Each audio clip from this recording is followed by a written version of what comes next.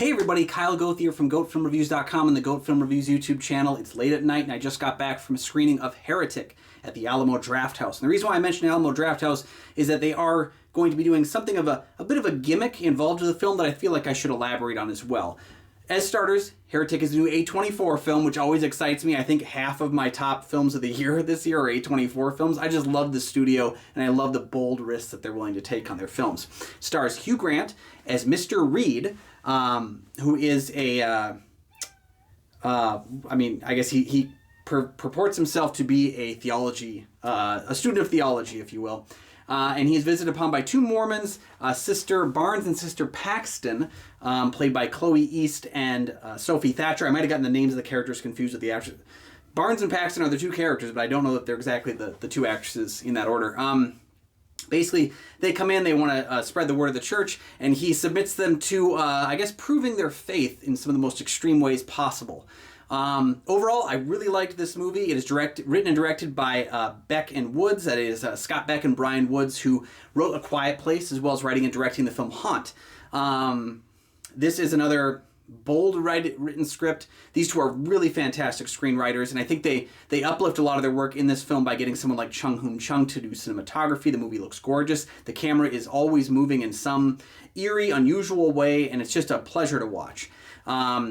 The reason why to see this movie, though, has to be Hugh Grant's performance. I think Hugh Grant is doing things he's never done in his career over the past probably 10, 11 years, really since Cloud Atlas. I know any opportunity that I can use to bring up Cloud Atlas, I will. He's fantastic in that film, and he's fantastic in this film. I like the bold, risks that he's been taking with his career. He's not playing the traditional guy he's been doing before. He's playing Oompa Loompas now and theology professors and 6 different people in Cloud Atlas. I'm sorry, I'll stop bringing it up now. But he's fantastic in the film because he's really menacing, but he's also playful. And I think that's what Hugh Grant is really good at. Because even when he's kind of playing a dirtbag like he does in the Bridget Jones films, he is playful and a little bit naive seeming, but he's really got a lot of control going on. I love that about Hugh Grant as an actor, and I love that he is never willing, or he's always willing, especially in this portion of his career, to turn the lens back on himself and to not play the most clever person. And I think he's charmingly befuddled here as well. But again, he's also just incredibly eerie, unusual, and at times terrifying. And that includes when he brings up Jar Jar Binks, but I'll let you see the film for yourself to find out how that comes up. This is a movie about iterations. They talk about iterations in religion. They talk about iterations in board games and music and voice or quotations and such like that. The movie is about how iterations kind of change the meaning of something while also never really changing what it is at its core. And kind of, the nature of the copycat, if you will. And the reason why I say this movie talks about a lot of things is because most of this movie is dialogue. If you're not looking for a dialogue-driven movie, this will not be for you, because I think the talking scenes are the elevation of the film. There is some action in the film, there is some suspense, and the suspense in it is really derived from the discussion that's taking place. But I do think this is the kind of movie that confronts religion in a very interesting way, because I do feel like whether you're a person of faith or you're a non-religious person, going to the film, I don't think is going to affect the way you feel personally, unless you are internally conflicted. I mean, then it's going to cause that discussion. But I feel like if you're a confident person with what you believe or what you don't believe, you're not going to come away from this film feeling offended. I feel at least you're not going to come away from it offended. I guess that it's entirely up to you whether or not you want to be. But I personally am a person of faith, but I never really try to push that on other people. And so seeing this film, these are two different opposing groups that are trying to push what they believe on each other. And it kind of makes for a very tense and interesting piece. Sophie Thatcher is great, and so is Chloe East. I'm not really aware of her. I guess she was in The Fabelmans, but I can't place the role that she played. I know Sophie Thatcher because she was in the Book of Boba Fett and The Boogeyman. The Boogeyman is a movie that gets a lot of rewatch in our house. I don't love the movie, but I like The Boogeyman.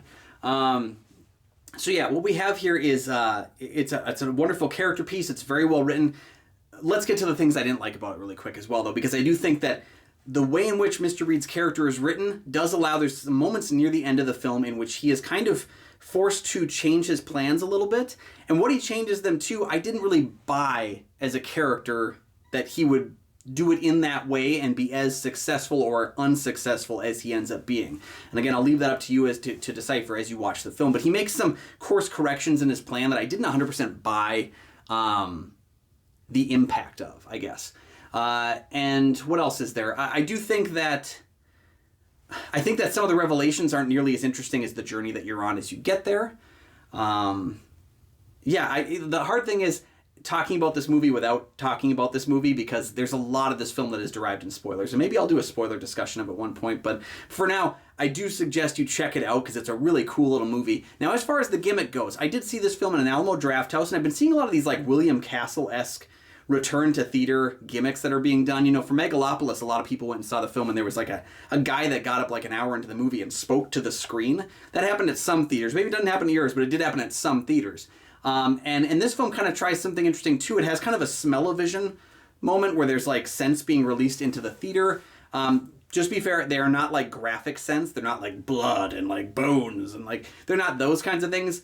It's blueberries. I hope that's not like spoiling your experience, but you will smell blueberries in the theater. And when we were at the Alamo Drafthouse, at least when the press was there, they did serve us blueberry pie throughout the movie as well. So maybe you can order that when you go see it. Some theaters are doing the blueberry scent thing.